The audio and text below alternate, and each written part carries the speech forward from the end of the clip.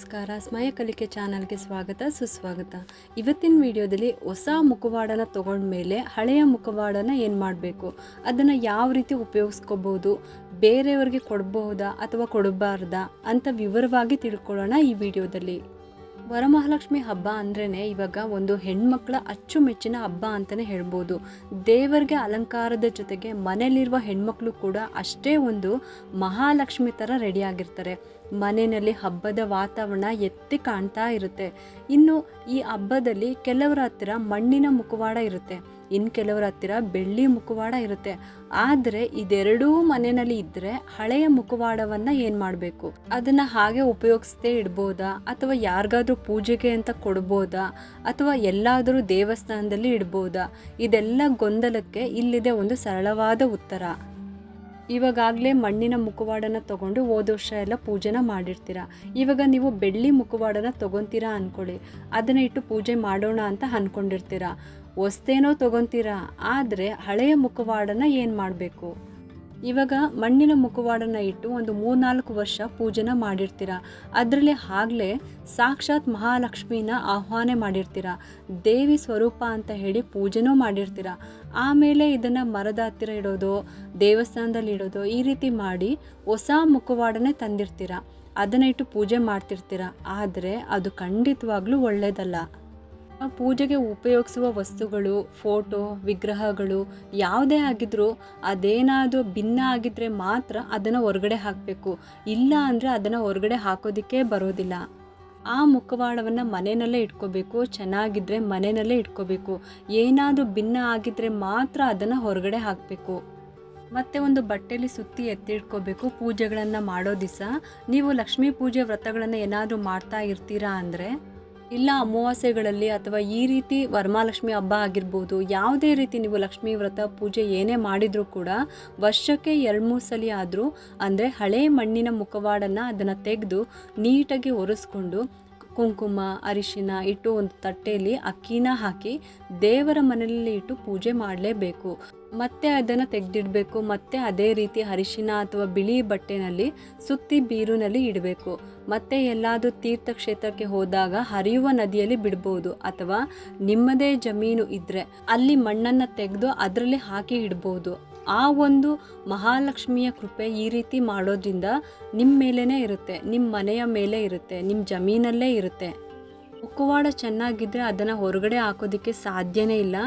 ಏನಾದರೂ ಭಿನ್ನ ಆಗಿದ್ದರೆ ಮಾತ್ರ ನೀವು ಹೊಸದನ್ನು ತೊಗೋಬೋದು. ಇನ್ನು ಹಳೆಯ ಮುಖವಾಡನ ಹರಳಿ ಮರದ ಹತ್ತಿರ ಅಥವಾ ದೇವಸ್ಥಾನದಲ್ಲಿ ಇಟ್ಟಾಗ ಕೆಲವು ದಿನ ಆದಮೇಲೆ ಮಳೆ ಬಂದು ಅದರಲ್ಲಿ ಮಣ್ಣು ಕರಗಿ ಮತ್ತೆ ಬಿಸಿಲು ಬಂದು ಮತ್ತೆ ಅದು ಕಸದ ಪಾಲಾಗುತ್ತೆ. ಇದೆಲ್ಲ ನಮಗೆ ದೋಷಗಳಾಗುತ್ತೆ. ಇದಕ್ಕೋಸ್ಕರನೇ ಆದಷ್ಟು ಆತುರದಿಂದ ಮಣ್ಣಿನ ಮುಖವಾಡನ ತಗೊಂಡು ಆಮೇಲೆ ಒಂದು 2-3 ವರ್ಷ ಆದಮೇಲೆ ನಿಮಗೆ ಅನುಕೂಲ ಆಗೇ ಆಗುತ್ತೆ. ಬೆಳ್ಳಿ ಮುಖವಾಡವನ್ನು ತಗೊಳ್ಳೋ ಅಂಥ ಟೈಮ್ ಆ ತಾಯಿ ನಿಮಗೆ ಕರುಣಿಸ್ತಾರೆ. ಆವಾಗ ನೀವು ಬೆಳ್ಳಿಯನ್ನು ತೊಗೊತೀರಾ. ಆಮೇಲೆ ಹಳೆದನ್ನು ಏನು ಮಾಡಬೇಕು ಅಂತ ಯೋಚನೆ ಮಾಡ್ತೀರಾ.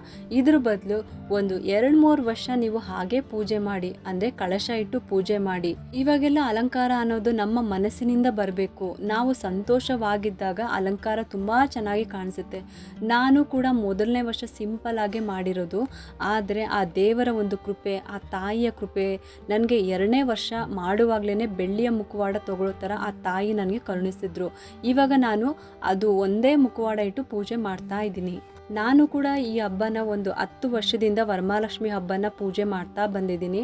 ಆ ತಾಯಿ ಕೃಪೆಯಿಂದ ನನಗೆ ಯಾವುದೇ ರೀತಿ ಕೆಟ್ಟದ್ದು ಆಗಿಲ್ಲ, ಎಲ್ಲ ಒಳ್ಳೆಯದೇ ಆಗಿದೆ. ಕೆಲವರು ಹೇಳ್ತಾ ಇರ್ತಾರೆ ನಮಗೆ ಲಕ್ಷ್ಮಿ ಹಬ್ಬ ಆಗಿ ಬರೋದಿಲ್ಲ ಅಂತ. ಇದು ನಾನು ಯಾಕೆ ಹೇಳ್ತಾ ಇದ್ದೀನಿ ಅಂದರೆ, ನಮ್ಮ ರಿಲೇಟಿವ್ಸ್ನಲ್ಲೇ ಈ ಥರ ಒಂದು ಮಾತು ಬಂದಿದೆ.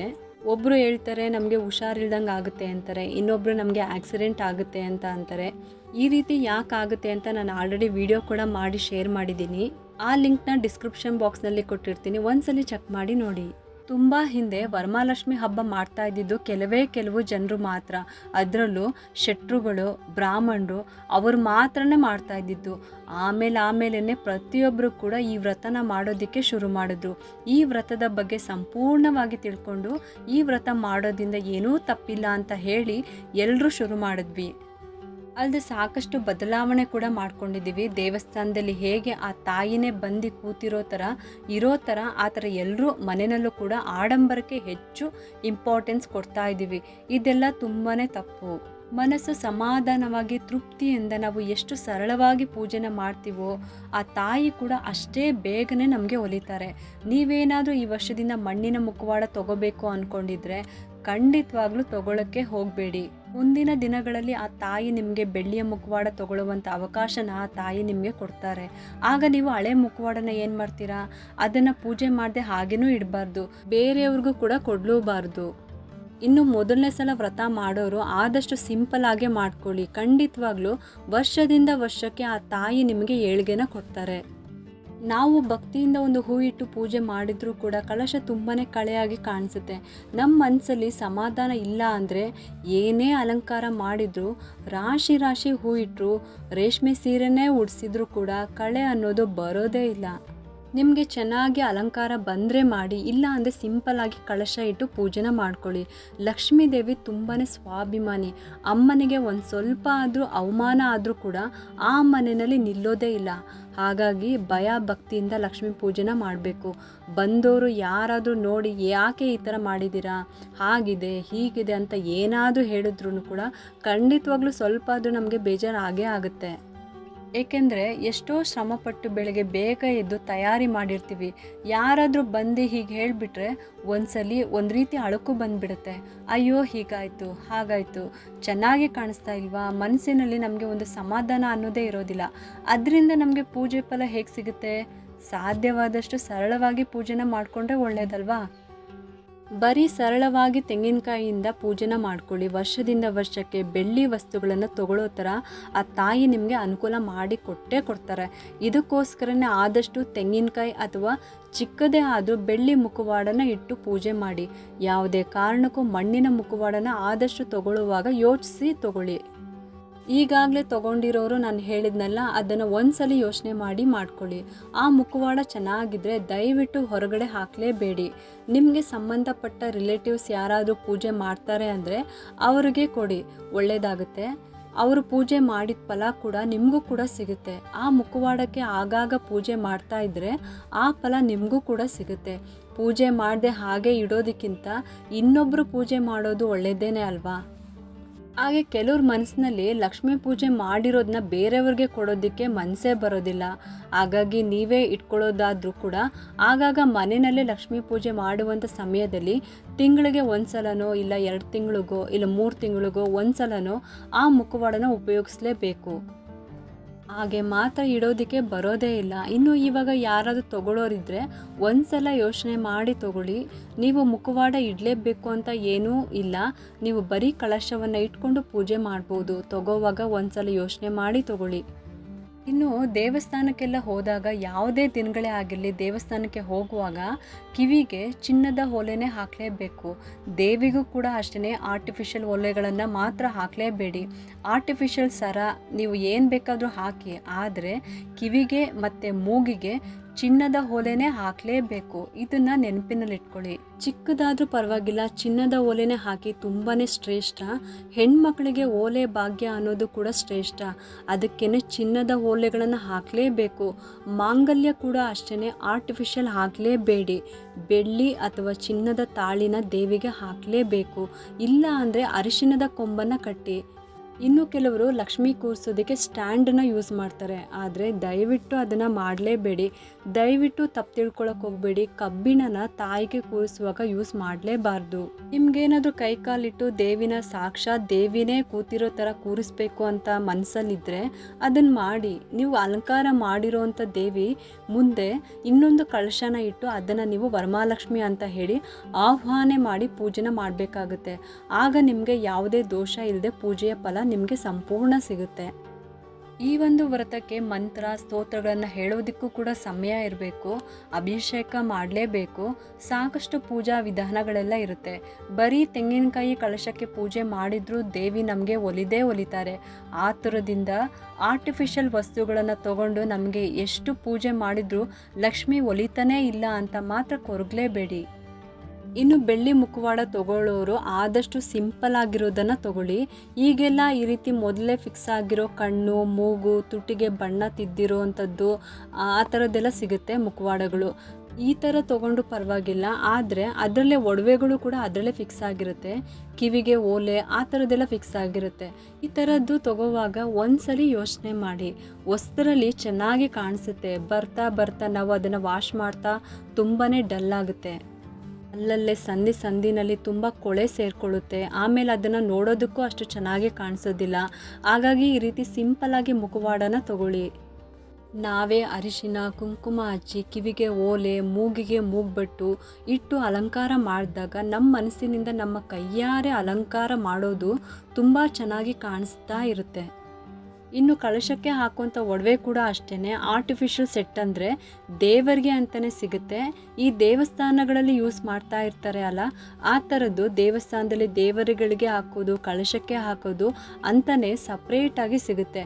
ಆ ಥರ ಏನಾದರೂ ನಿಮಗೆ ಸಿಕ್ಕಿದ್ರೆ ಅದನ್ನು ತೊಗೊಂಡಿಟ್ಕೊಳ್ಳಿ. ಅದು ಹಿತ್ತಾಳೆಯಲ್ಲಿ ಮಾಡಿರ್ತಾರೆ. ಇನ್ನು ಕೆಲವರು ಮನೆ ಹತ್ತಿರನೇ ಮಾರ್ಕೊಂಡು ಬರ್ತಾರೆ, ನಯಾ ಪೈಸೆಗಳಲ್ಲಿ ಮಾಡಿರ್ತಾರೆ. ಅದು 5 ವರ್ಷ 10 ವರ್ಷ ಆಗಿದ್ರೂ ಕೂಡ ಪಾಲಿಶ್ ಹೋಗೋದೇ ಇಲ್ಲ, ತುಂಬಾ ಚೆನ್ನಾಗಿರುತ್ತದು. ಇನ್ನು ನಿಮ್ಮ ಹತ್ರ ದುಡ್ಡು ಇದೆ ಅಂದರೆ ಬೆಳ್ಳಿನಲ್ಲಿ ಮಾಡಿಸಿ ಇಟ್ಕೊಳ್ಳಿ. ನೆಕ್ಲೆಸ್ ಆಗಿರಲಿ, ಕಾಸಿನ ಸರ ಆಗಿರಲಿ ಮಾಡಿಸಿ ಇಟ್ಕೊಂಡು ಬಿಟ್ಟರೆ ಎಷ್ಟೋ ವರ್ಷದವರೆಗೂ ಅದನ್ನು ಉಪಯೋಗಿಸ್ಕೋಬೋದು. 5 ವರ್ಷಕ್ಕೆ ಒಂದ್ಸಲ ಅದನ್ನು ಪಾಲಿಶ್ ಮಾಡಿಸ್ಕೊಂಡ್ರೂ ಸಾಕು, ತುಂಬ ವರ್ಷ ಬಾಳಿಕೆ ಬರುತ್ತೆ. ಈಗ ನಾನು ಹೇಳ್ದಂಗೆ ಆರ್ಟಿಫಿಷಿಯಲ್ ಒಡವೆಗಳನ್ನು ಈ ರೀತಿ ಯೂಸ್ ಮಾಡ್ಕೋಬೋದು. ಆದರೆ ಆದಷ್ಟು ನಾವು ಹಾಕ್ಕೊಂಡಿರೋ ಒಡವೆಗಳನ್ನು ಹಾಗೇ ದೇವರಿಗೆ ಹಾಕಲೇಬಾರ್ದು. ಮೊದಲು ಉಪ್ಪು ಮತ್ತು ನೀರಿನಲ್ಲಿ ಉಪ್ಪನ್ನು ಕರಗಿಸ್ಬಿಟ್ಟು ಅದರಲ್ಲಿ ಒಡವೆಗಳನ್ನು ವಾಶ್ ಮಾಡಿ ನಂತರ ದೇವರಿಗೆ ಹಾಕಬೇಕು. ಇನ್ನು ಹಿತ್ತಾಳೆ ಮತ್ತು ಆರ್ಟಿಫಿಷಿಯಲ್ ಒಡವೆ ನೀವು ಹಾಕೋದಿದ್ರೆ ದೇವರಿಗೆ ಅಂತಲೇ ಸಪ್ರೇಟಾಗಿ ಇಟ್ಬಿಡಿ. ಅದನ್ನು ಮತ್ತೆ ನೀವು ಯೂಸ್ ಮಾಡಬೇಡಿ. ಏಕೆಂದರೆ ದೇವರು ಹಾಕ್ಕೊಂಡಿರೋದನ್ನ ನಾವು ಹಾಕೋಬೋದೇ ವಿನಃ ನಾವು ಹಾಕ್ಕೊಂಡಿರೋದನ್ನ ದೇವರಿಗೆ ಹಾಕೋದು ಎಷ್ಟು ಸರಿ, ನೀವೇ ಯೋಚನೆ ಮಾಡಿ. ಆ ದೇವರಲ್ಲಿ ನಾವೆಲ್ಲಿ ಅಲ್ವಾ? ಈ ಚಿನ್ನದ ಒಡವೆಗೆ ಆ ದೋಷ ಏನೂ ಇರೋದಿಲ್ಲ. ಹೊಸ ಒಡವೆ ತಂದಾಗ ಅದನ್ನು ದೇವರಿಗೆ ಹಾಕಿ ಆಮೇಲೆ ನಾವು ಹಾಕೊತೀವಿ, ಅಥವಾ ನಾವು ಆಗಲೇ ಯೂಸ್ ಮಾಡಿರೋ ಒಡವೆನ ದೇವರಿಗೆ ಹಾಕ್ತೀವಿ ಅಂದರೆ ದೇವರಿಗೆ ಸ್ವಲ್ಪ ಹಾಕಿ ನೀವು ಕೂಡ ಹಾಕೊಳ್ಳಿ. ಏಕೆಂದರೆ ನಮ್ಮನ್ನು ನೋಡಿ ಕೂಡ ದೇವಿ ತಥಾಸ್ತು ಅಂತ ಹರಿಸ್ತಾರೆ. ಒಟ್ಟಿನಲ್ಲಿ ನೀವು ದೇವ್ರಿಗೆ ಹಾಕೋಕ್ಕಿಂತ ಮುಂಚೆ ಉಪ್ಪು ನೀರಿನಲ್ಲಿ ಅದನ್ನು ತೊಳೆದು ಬಿಟ್ಟು ಆಮೇಲೆ ದೇವ್ರಿಗೆ ಹಾಕಬೇಕು. ದೇವಿಗೆ ಯಾವಾಗಲೂ ಚಿನ್ನದ ಓಲೆನೇ ಹಾಕಿ, ಚಿಕ್ಕದಾದರೂ ಪರವಾಗಿಲ್ಲ ಚಿನ್ನದ ಓಲೆನೇ ಹಾಕಿ. ಹಾಗೆ ಮೂಗಿಗೂ ಕೂಡ ಅಷ್ಟೇ, ಮೂಗುತಿ ಚಿನ್ನದ್ದೇ ಇರಲಿ. ಹಾಗೆ ತಾಳಿನೂ ಕೂಡ ಅಷ್ಟೇ, ಚಿಕ್ಕದೇ ಆದ್ರೂ ಕೂಡ ತಾಳಿ ಚಿನ್ನದೇ ಇರಲಿ. ಅಕಸ್ಮಾತ್ ಚಿನ್ನದ ತಾಳಿ ಇಲ್ಲ ಅಂದರೂ ಕೂಡ ನಾನು ಆಗಲೇ ಹೇಳ್ದಂಗೆ ಅರಿಶಿಣದ ಕೊಂಬನ್ನು ಕೂಡ ಕಟ್ಬೋದು. ಇನ್ನು ಕೊನೆಯದಾಗಿ ಹೇಳಬೇಕಂದ್ರೆ ಯಾವುದೇ ಕಾರಣಕ್ಕೂ ಕಬ್ಬಿಣದ ಸ್ಟ್ಯಾಂಡನ್ನು ಯೂಸ್ ಮಾಡಲೇಬೇಡಿ. ಏಕೆಂದರೆ ಕಬ್ಬಿಣನ ದೇವರಿಗೆ ಇಡಲೇಬಾರ್ದು. ಹಾಗೆ ಮಣ್ಣಿನ ಮುಖವಾಡ ಅಥವಾ ಬೆಳ್ಳಿ ಮುಖವಾಡ, ಇನ್ನು ಎಲ್ಲ ಫಿಕ್ಸ್ ಆಗಿರುವಂಥ ಬೆಳ್ಳಿ ಮುಖವಾಡ, ಈ 3 ಮುಖವಾಡದಲ್ಲಿ ಯಾವುದನ್ನು ನೀವು ತಗೋಬೇಕು, ಯಾವುದನ್ನು ತಗೋಬಾರ್ದು ಅಂತ ನಿಮ್ಗಿವಾಗ ತಿಳಿದಿದೆ. ಈ ವರ್ಷ ವರಮಹಾಲಕ್ಷ್ಮಿ ಹಬ್ಬ ಆಚರಣೆ ಮಾಡೋರು ಒಂದ್ಸಲಿ ಇದನ್ನು ತಗೋಬೇಕಾದ್ರೆ ಯೋಚನೆ ಮಾಡಿ ತಗೊಳ್ಳಿ. ಪೂರ್ತಿ ವಿವರವಾಗಿ ಯಾವುದನ್ನು ತಗೋಬೇಕು ಯಾವುದನ್ನು ತಗೋಬಾರ್ದು ಅಂತ ಹೇಳಿದ್ದೀನಿ ಈ ವಿಡಿಯೋದಲ್ಲಿ. ಇದೊಂದು ನಿಮಗೆ ಉಪಯುಕ್ತ ಮಾಹಿತಿ ಆಗುತ್ತೆ ಅಂತ ನಾನು ಅನ್ಕೊತಾ ಇದ್ದೀನಿ. ಆದಷ್ಟು ಸಿಂಪಲಾಗಿ ಪೂಜೆ ಮಾಡಿ ಆ ತಾಯಿನ ಒಲಿಸ್ಕೊಳ್ಳೋದಕ್ಕೆ ಪ್ರಯತ್ನ ಪಡೋಣ. ಈ ವಿಡಿಯೋ ನಿಮ್ಗೇನಾದ್ರು ಇಷ್ಟ ಆದರೆ ಒಂದು ಲೈಕ್ ಮಾಡಿ, ಶೇರ್ ಮಾಡಿ ಮತ್ತು ಸಬ್ಸ್ಕ್ರೈಬ್ ಮಾಡಲು ಮರಿಬೇಡಿ. ನೀವು ಮಾಡೋ ಒಂದು ಸಬ್ಸ್ಕ್ರೈಬಿಂದ ನಮ್ಮಂತಹ ಸಣ್ಣ ಸಣ್ಣ ಚಾನಲ್ಸ್ಗೆ ಒಂದು ಸಪೋರ್ಟ್ ಮಾಡ್ದಂಗೆ ಆಗುತ್ತೆ. ಈ ವಿಡಿಯೋನ ಡೌನ್ಲೋಡ್ ಮಾಡಿಟ್ಕೊಳ್ಳಿ, ಇಲ್ಲ ಸೇವ್ ಮಾಡಿಟ್ಕೊಳ್ಳಿ. ಇನ್ ಫ್ಯೂಚರ್ನಲ್ಲಿ ನಿಮಗೆ ಯೂಸ್ ಆಗ್ಬೋದು. ಮತ್ತೆ ಸಿಗ್ತೀನಿ ಮುಂದಿನ ಹೊಸ ವಿಡಿಯೋದೊಂದಿಗೆ ಅಂತ ಹೇಳುತ್ತಾ ಈ ವಿಡಿಯೋನ ಮುಗಿಸ್ತಾ ಇದ್ದೀನಿ. ಸರ್ವೇ ಜನ ಸುಖಿನೋ ಭವಂತು.